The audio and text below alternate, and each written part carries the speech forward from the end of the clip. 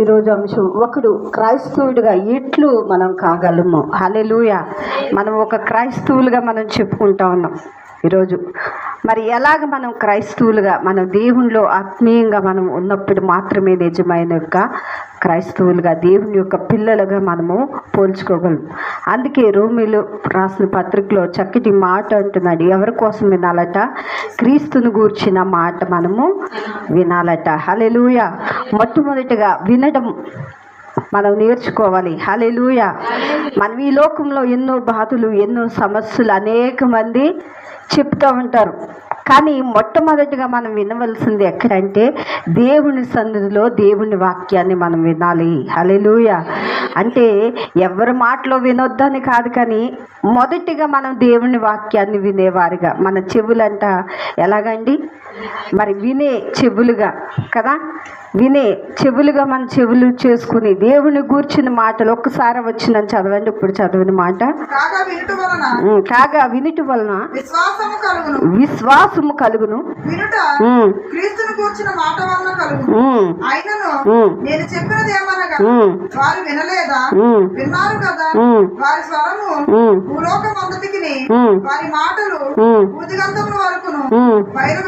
చాలండి. హల్లెలూయా.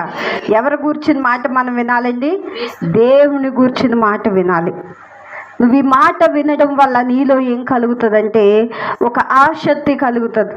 ఈరోజు అనేక మంది భక్తుల జీవితాలు పుస్తకాలు చదువుతూ ఉంటే వారి అనుభవాలు మనకు తెలుస్తాయండి. హల్లెలూయా. ఈరోజు వారు ఎలా ప్రార్థించారు, వారు దేవుని కొరకు ఎలాగ శ్రమ పడ్డారు, ఆ రోజు వారు చేసిన వారి నడవడికను బట్టి, ఆ రోజు దేవుని కూర్చిన మాటలను వారు ఎలాగ విన్నారో ఆసక్తిగా మనం కొన్ని పుస్తకాలు చదువుతూ ఉంటే, ఆ భక్తుల చరిత్రలు మనం చదువుతూ ఉంటే వారు ఎంతగా దేవునితో సహవాసం కలిగి ఉన్నారో మనం జ్ఞాపకం తెచ్చుకోవచ్చు. హల్లెలూయా. ఈరోజు మనం ఎవరి కొరకు వినాలి అంటే క్రీస్తుని గూర్చిన మాట వినాలట మొట్టమొదటిగా. హల్లెలూయా. ఈరోజు మరి రెండోది విశ్వాసం కోసం. చూడండి, అదే చూడండి, యాకోబు రాసిన పత్రికలోని 1వ అధ్యాయము 22వ వచనం చదవండి. యాకోబు రాసిన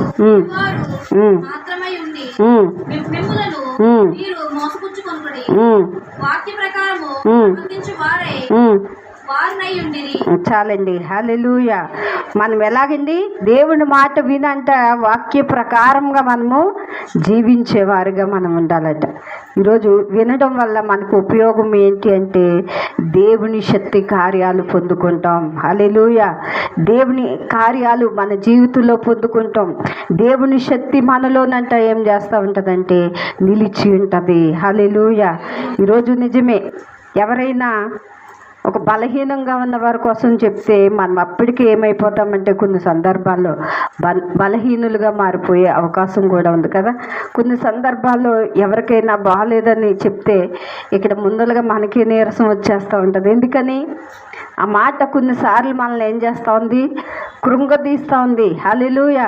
కానీ దేవుని మాట అంటే మనల్ని ఎలా ఉందంటే బలపరిచేదైంది, మనల్ని స్థిరపరిచేదైంది.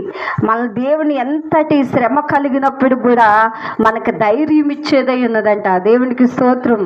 అందుకే మీరు ఎవరి కోసం వినాలి అంటే దేవుని గూర్చిన మాటను మీ యొక్క హృదయంలో భద్రము చేసుకోవాలి. వెండి బంగారముల కంటేనంట దేవుని వాక్యము అతి శ్రేష్టమైంది. ఈరోజు వెండి బంగారం మనం ఎక్కడ దాచుకుంటామండి? ఎవరికి కనిపించకుండా బీరువాలో దాస్తూ ఉంటాం. కానీ దేవుడి వాక్యం అది కొంతకాలమే ఉండొచ్చు, కానీ ఆ యొక్క వెండి బంగారముల కంటే వాక్యం ఇంకా దేవుని విలువైంది, శ్రేష్టమైంది. హల్లెలూయా. ఇది ఎక్కడ దాచుకోవాలంటే నీ హృదయంలో భద్రం చేసుకోవాలి. హృదయం అనే పలక మీద మనం రాసుకోవాలట. హల్లెలూయా. మన యొక్క హృదయం అనే పలక మీద దేవుని వాక్యాన్ని రాసుకుంటే ఎవ్వరు కూడా చెరపలేరండి. దేవునికి స్తోత్రం. మన హృదయంలో ఉన్నది ఎవ్వరు కూడా తీయలేంది కనుక ఎక్కడ ఉండాలి అంటే నీ హృదయం అనే పలక మీద దేవుని వాక్యాన్ని రాసుకుని దాన్ని జ్ఞానించేవారుగా మనం ఉండాలి. రెండోది విశ్వాసం కొరకు మనం చూద్దాం. చూడండి, మార్కు సువార్త 16వ అధ్యాయము 16వ వచనం చదవండి. నమ్మి బాప్తీసము పొందినవాడు రక్షింపబడు. నమ్మని చాలండి. హల్లెలూయా. రెండోదిగా మనం ఏం చేయాలండి? దేవుని యందు విశ్వాసం ఉంచాలంట. మొదటిగా దేవుని మాట వినాలి, రెండోది విశ్వాసం ఉంచాలి. విశ్వాసం ఉంచి మనం ఏం చేయాలంటే నమ్మి బాప్తీసం పొందాలంట. దేవునికి స్తోత్రం. అంటే పూర్తిగా నా దేవుడు నా కొరకు ప్రాణం పెట్టాడు, నన్ను రక్షించుకున్నాడు, నన్ను ఆయన స్వరూపమందు నన్ను చేశాడు కనుక ఈరోజు నేను ఆయన పోలిక నేను నడుస్తాను అని ఏం చేయాలంటే మనము నమ్మి అంట. మనం నమ్మితో సరిపోలేదు, తర్వాత ఏం చేయాలండి? రెండోది బాప్తీసం పొందాలి. హల్లెలూయా. బాప్తీసం పొందిన తర్వాతే దేవునికి నీకు ఒక తండ్రి కుమారుడికున్న సహవాసము, ఒక కుమార్తెకి తండ్రికున్న సహవాసం ఎప్పుడంటే బాప్తీసం పొందిన తర్వాతే నువ్వు దేవునికి ఇంకా దగ్గరగా చేరగలవు. హల్లెలూయా. అందుకే నమ్మి బాప్తీసము పొందువాడు రక్షింపబడు, నమ్మని వానికంటే ఏం కలుగుతుంది? శిక్ష విధించబడు. ఈరోజు నమ్మాలి. మనం నమ్మినప్పుడే దేవుని కార్యాలు మనము చూస్తాం. మార్తా మరియలు కూడా, మరి మార్తా మనందరికీ తెలుసు విస్తారమైన పని పెట్టుకున్నట్టండి. ఆ ఇంటి పనులన్నీ ఎన్నో పెట్టుకుందంటే యేసుక్రీస్తు ప్రభువారు తన ఇంటికి వచ్చి కూర్చున్నప్పుడు ఆ మరి అంట ప్రభు ఒక్క నోటి నుండి ఏదైతే ప్రభు మాట్లాడుతున్నారో ప్రతి ఒక్క నోటి మాట ఆవిడ శ్రద్ధగా వినేదట. ఆ పాదాల యొద్ద కూర్చుంది.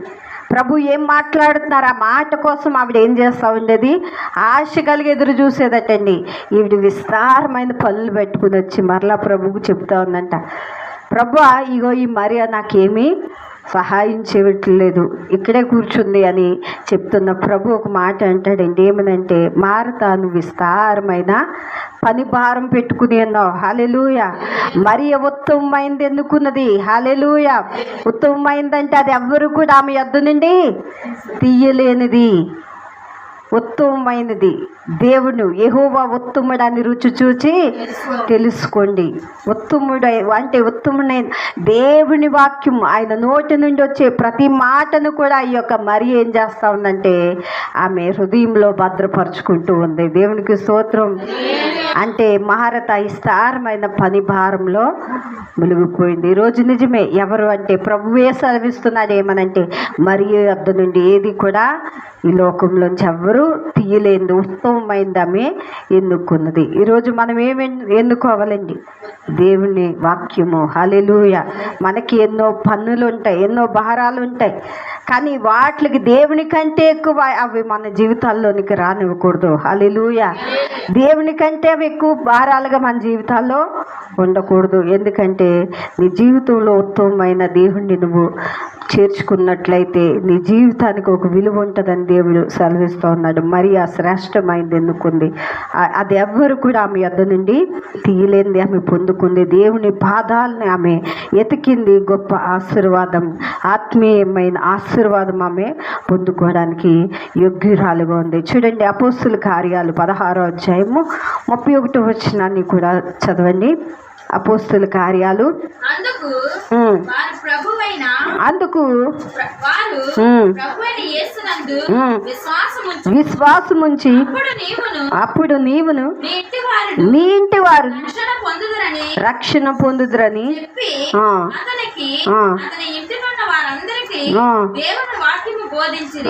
రాత్రి ఆ గడియలోనే అతడు వారిని తీసుకుని వచ్చి వారి గాయములు కడిగెను. వెంటనే అతడు అతని ఇంటి వారందరూ బాప్తిస్మము పొందిరి. చాలండి. హల్లెలూయా. చూసారా? దేవుని వాక్యం వారందరూ కూడా విన్నారంట. విన్న తర్వాత వారిలో ఏం కలిగిందంటే విశ్వాసము కలిగింది. హల్లెలూయా. ఆ విశ్వాసము కలిగిన తర్వాత ఏం చేయాలంటే ప్రభు కొరకు మేము బ్రతకాలి, ప్రభు కొరకు మేము జీవించాలనే ఒక తీర్మానం వారి జీవితంలో తీసుకుని ఆ కుటుంబం అంతా కూడా ఎక్కడికి వచ్చారంటే బాప్తిసము పొంది రక్షించబడ్డారంట. దేవునికి స్తోత్రం. ఈరోజు నిజమే లోక సంబంధమైన మనం విన్నప్పుడు లోక సంబంధంగానే మనం ఏం చేస్తూ ఉంటాం? జీవిస్తూ ఉంటాం. లోకం కొరకే మనం బ్రతుకుతాం. కానీ ఆత్మ సంబంధమైనవి విన్నప్పుడు ఆత్మ సంబంధమైనవి నువ్వు ధరించుకోవడానికి ఇష్టపడతావు. హల్లెలూయా. ఇక్కడ విశ్వాసం ద్వారా ఈ కుటుంబం అంతా కూడా ఏమైందండి? రక్షింపబడ్డది. తనే కాదు, తన కుటుంబం అంతా కూడా దేవుడి సన్నిధిలో రక్షించబడ్డారు. హల్లెలూయా. మొట్టమొదటి మాట వినడం ద్వారా అయితే రెండోది విశ్వాసము ద్వారా ఏం చేసుకున్నారు, ఆ కుటుంబాలు రక్షించబడ్డాయి. దేవునికి స్తోత్రం. ఈరోజు మనము కూడా ప్రభు యందు విశ్వాసం ఉంచితే మన కుటుంబాలు కూడా ఏమవుతాయంటే రక్షించబడతాయి. మూడోది ఒప్పుకునేటట్ట చూడండి, రోమపత్రిక 10వ అధ్యాయము 9వ వచనం చదవండి. అదేమనగా యేసు ప్రభువుని నీ నోటితో ఒప్పుకొని, యేసు ప్రభువుని నీ నోటితో ఒప్పుకొని దేవుడు మృతులో నుండి ఆయన లేపనని, మృతులో నుండి నేను ఆయన లేపనని నీ హృదయమందు విశ్వసించిన ఎడల, నీ హృదయం మందు విశ్వసించిన ఎడల నీవు రక్షింపబడదు. నీవు రక్షింపబడదు. హల్లెలూయా. చాలండి. మరి మూడోదంట మనం ఒప్పుకోవాలట. ఏమనంటే ఆయన మృతులలో నుండి లేచి ఉన్నాడు. హల్లెలూయా. ఆయన సజీవుడైన దేవుడు. హల్లెలూయా. మరణము కూడా ఆయన ఏమీ చేయలేదు అని నువ్వు ఎప్పుడైతే ఒప్పుకుంటావో, ఆ ఒప్పుకున్నప్పుడు దేవుడు ఖచ్చితంగా నిన్ను ఏం చేస్తా ఉన్నాడంటే ఆయన దర్శిస్తూ ఉన్నాడు. హల్లెలూయా. మూడోది మన జీవితాల్లో ఏం చేయాలండి? ఒప్పుకోవాలి. దేవుడి సన్నిధిలో ఒప్పుకోవాలి. ఆయన నా కొరకు ప్రాణం పెట్టాడు, నన్ను రక్షించాడు, నా కుటుంబాన్ని ఖచ్చితంగా రక్షిస్తాడు. ఇంకా నా కుటుంబంలో ఎవరైతే రక్షణ లేక నశించిపోతున్నారో వారిని కూడా రక్షించగలిగే దేవుడు నువ్వేం చేయాలంటే ఒప్పుకొని పాపములు కూడా ఒప్పుకోవాలి. దేవునికి స్తోత్రం. మనం కప్పుకోవడం కాదు, కానీ మనం చేసిన పాపాలు చాలా సందర్భాల్లో మనం కప్పుకోవడానికి చూస్తూ ఉంటాం కదా. కానీ దేవుని సన్నిధిలో ఒప్పుకుని నన్ను విడిచిపెట్టువాడట ధన్యుడై ఉన్నాడట. దేవునికి స్తోత్రం. మూడోది మనం ఏం చేయాలంటే ఒప్పుకునేవారుగా ఉండాలట. నాలుగోది మారు మనసు కలిగి ఉండాలి. చూడండి, అపోస్తుల కార్యాలు 17వ అధ్యాయం 30వ వచనం కూడా చదవండి. నాలుగోది మారు మనసు కలగాలట. చూడండి, ఆ జ్ఞానకాలమున దేవుడు చూసి చూడనట్టుగా ఉండేను. ఇప్పుడైతే అంతటను అందరిలో మారు మనసు పొందవలనని మనుషులకు ఆజ్ఞాపించుచున్నాడు. చాలండి. హల్లెలూయా. మరి ఆ దినాల్లో అయితే దేవుడు చూచి చూడనట్లుగా వెళ్ళిపోయారు. కానీ ఇప్పుడు దేవుడు చెప్తున్నాడు, ప్రతి ఒక్కరు కూడా మీరు ఏం చేయాలి? మారు మనసు పొందండి. మారు మనసు అనేది ఎలా పొందుతామంటే మన యొక్క పాత స్వభావం అంతా కూడా విడిచిపెట్టి నవీన స్వభావాన్ని ధరించుకోవాలట. హల్లెలూయా. నవీన స్వభావం అంటే నూతన స్వభావం. హల్లెలూయా. అంటే క్రీస్తులో మరి నూతనంగా జన్మించాలటండి. మారు మనసు అనగా నూతనంగా క్రీస్తులో మనం మరలా జన్మించి, ఒక తల్లి గర్భంలో ఒక బిడ్డ ఎలాగైతే ఈ భూమి మీదకి ఒక జన్మ అయితే, రెండో జన్మ ఎక్కడంటే దేవుని సన్నిధిలో ఆయన బిడ్డగా మనం జన్మించాలి. హల్లెలూయా. ఎలా జన్మించాలి? దేవుని పిల్లలుగా మనం జన్మించాలి. మన తల్లి ఒక్కసారి కంటది కదా, రెండోసారి ఎవరంటే యేసు క్రీస్తులో మనం జననం ఉండాలి. దేవునికి స్తోత్రం. ఇది ఎక్కడికి తీసుకుని వెళ్తుందంటే, అందుకే బాప్తీసం తీసుకున్నవారు అంటారు, ఇగో నేను మరలా క్రీస్తులో నేను బ్రతికి ఉన్నాను. హల్లెలూయా. అప్పటి వరకు ఏమై ఉన్నాడండి? లోకంలో జీవించాడు. లోక క్రియలు, లోక పద్ధతులు, లోక అన్యులు ఆచరించిన విధంగా అతను కూడా నడుచుకోవచ్చు. కానీ ఇక్కడ మారు మనసు పొందిన తర్వాత అతని జీవితం ఎలా ఉందంటే క్రీస్తులో జన్మించాడు. హల్లెలూయా. ఇంకా పాతవెన్నడూ కూడా తనకి అంటనివ్వకుండా పరిశుద్ధంగా కాపాడుకున్నవాడే ఈ మారు మనసు పొందినవాడు. హల్లెలూయా. మారు మనసు అనే ప్రతి ఒక్కరు కూడా మారు మనసు పొందాలని దేవుడు ఏం చేస్తూ ఉన్నాడంటే ఆజ్ఞ ఇస్తూ ఉన్నాడంట. దేవునికి స్తోత్రం. ఆ ఆజ్ఞను అందరూ కూడా పాటించాలండి. దేవునికి స్తోత్రం. అదే చూడండి, అపోస్తుల కార్యాలు 26 వచనం, 26వ అధ్యాయము 20వ వచనం. దమస్కులోని వారికి యెరూషలేములోను యూదయ దేశమంతటను తర్వాత అన్యజనులకు వారు మారు మనసు పొంది దేవుని తట్టు తిరిగి మారు మనసునకు తగిన క్రియలు చేయవలెనని ప్రకటించుచుంటిమి. చాలండి. హల్లెలూయా.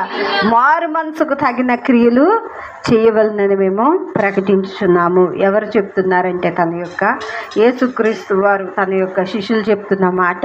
అనేక మంది అన్యులైన వారు, అనేక మంది వారందరూ కూడా దేవుని తట్టు తిరిగేకనంట వారి క్రియలు మారాలి. హల్లెలూయా.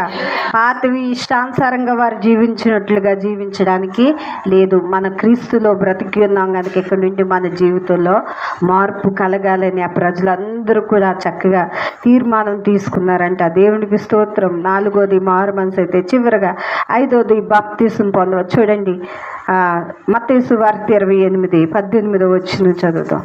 చివరగా మత్తయి సువార్త యేసు వారి వద్దకు వచ్చి అయితే యేసు వారి యొద్దకు వచ్చి పరలోకమందును భూమి మీదను నాకు సర్వాధికారములు ఇవ్వబడి ఉన్నది.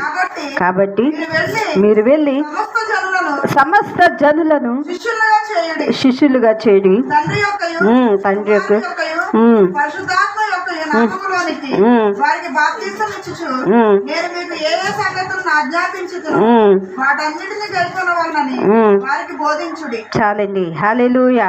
ఎవరు చెప్తున్నారండి? యేసుక్రీస్తు ప్రభువారు తన శిష్యులకి చెప్తున్నారు. సమస్త జనుల యొద్దకు మీరు వెళ్ళండి. ఆ కులము ఈ కులం అని లేదు, కానీ ఎవరైతే ఉన్నారో సమస్త జనులకి కూడా ఆయన నామాన్ని మీరు ఏం చేయండి? ప్రకటన చేయండి. వారికి బాప్తీసం ఇవ్వండి.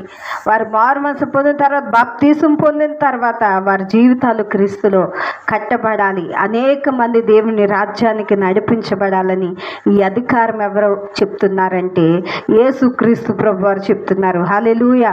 పరలోకంలో నాకు అధికారం ఉన్నది, భూమి మీద కూడా నాకు అధికారము కలదు. హల్లెలూయా. ఈ అధికారాన్ని బట్టి మనం దేవుని నామంలో మనం ఏం చేయాలండి? ప్రార్థన చేయాలి. మన బంధువుల కొరకు ప్రార్థన చేయాలి. మన రక్త సంబంధుల కొరకు ప్రార్థన చేయాలి. వారికి కూడా నువ్వు ప్రభు కొరకు చెప్పాలి. దేవునికి స్తోత్రం. నేను రక్షించబడిపోయి నాకు చాలులే అనుకోవడం కాదు, కానీ వారి జీవితంలో కూడా చివరకు మాట చదువుకుందాం. మార్కు సువార్త 16వ అధ్యాయము 16వ వచనం చివరగా చదువుకుని, నమ్మి బాప్తీసము పొందువాడు చాలండి. నమ్మి బాప్తీసం పొందిన వాడికి రక్షింపబడు. ఈరోజు దేవుడి సన్నిధిలో ఆయన రక్షించే దేవుడు. హల్లెలూయా. ఈరోజు ఆయన సన్నిధిలోనికి నువ్వు వచ్చినట్లయితే దేవుడు గొప్ప రక్షణ మనకు అనుగ్రహించడానికి చూపిస్తున్నాడు. చూడండి, మొట్టమొదటి ఏం మాట చదువుకుందామండి? వినడం ద్వారా విశ్వాసము వస్తుంది. హల్లెలూయా. మొట్టమొదటి మాట వినడం, రెండోది విశ్వాసము ఉంచడం ద్వారా, మూడోది ఒప్పుకొనడం, నాలుగోది మారు మనసు, ఐదోది బాప్తీసము. హల్లెలూయా. బాప్తీసము దేవుని యొద్దకు మనల్ని ఆత్మీయంగా నడిపించేది. ఈ 5 మనలో ఉన్నట్లయితే దేవునికి అతి దగ్గరగా మనం జీవిస్తాం. హల్లెలూయా. అతి సమీపమై దేవునికి మనము జీవించడానికి ఇచ్చిన ఆజ్ఞల్లో ఆజ్ఞ దేవుడి వాక్యం. మరి ఇవన్నీ కూడా మన జీవితాల్లో స్వతంత్రించుకుని, దీన్ని మన జీవితాల్లో భద్రపరుచుకుని, మన హృదయంలో ప్రతి ఒక్కరు కూడా దేవుని వాక్యాన్ని చేర్చుకున్నట్లయితే దేవుడు మనతో ఉండినట్లే. దేవునికి స్తోత్రం. ఈ కొద్ది మాటలు దేవుడు దీవించునుగా. ప్రార్థన చేసుకుందాం. అందరూ తల్ల వంచినట్లయితే. మహాపరిశుద్ధుడు, మహోన్నతుడా, స్తోత్రాలు.